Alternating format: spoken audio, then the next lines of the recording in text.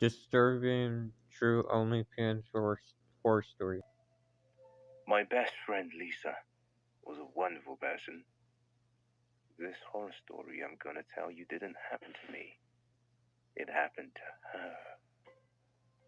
Unlike me and our friends back then, Lisa had no financial support, so she had to help herself.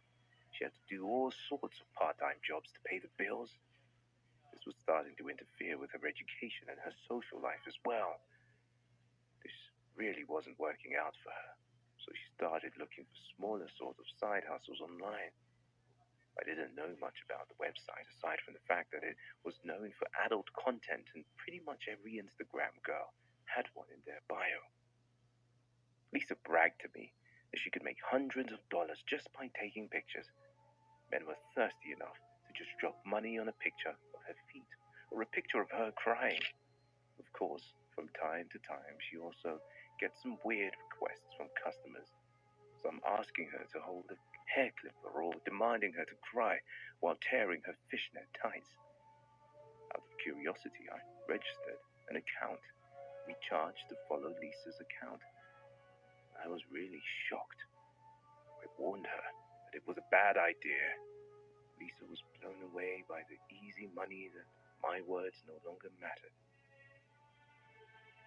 2 weeks later, I noticed something was off. Lisa was absent from her class, more frequently than ever. More strangely, Monday was always a fixed date for us to meet for lunch at the school canteen, but Lisa didn't even show up. I called her a few times, but got no response. At the end of the day, I decided to contact her parents' house. They said they couldn't reach her either. When I checked my phone, I found out she hadn't even been online since 2 days ago. Having a bad feeling, I called the police and reported Lisa as a missing person.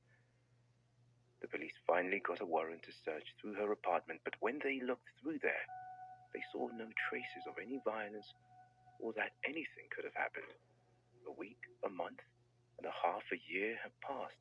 The police still have no clue. No one knows whether Lisa was alive or dead. Her parents are devastated. So am I. But I still pray for Lisa every day. And I believe she in the real world. A year has passed. It's not until now that I can finally let out a sigh of relief. It was a genius plan. I left her body in the basement of an abandoned farmhouse about 100 miles from the city. It's her fault.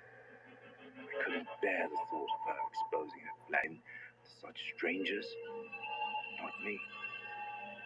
If Lisa hadn't been so stubborn, if she just deleted the damn account, things might have been.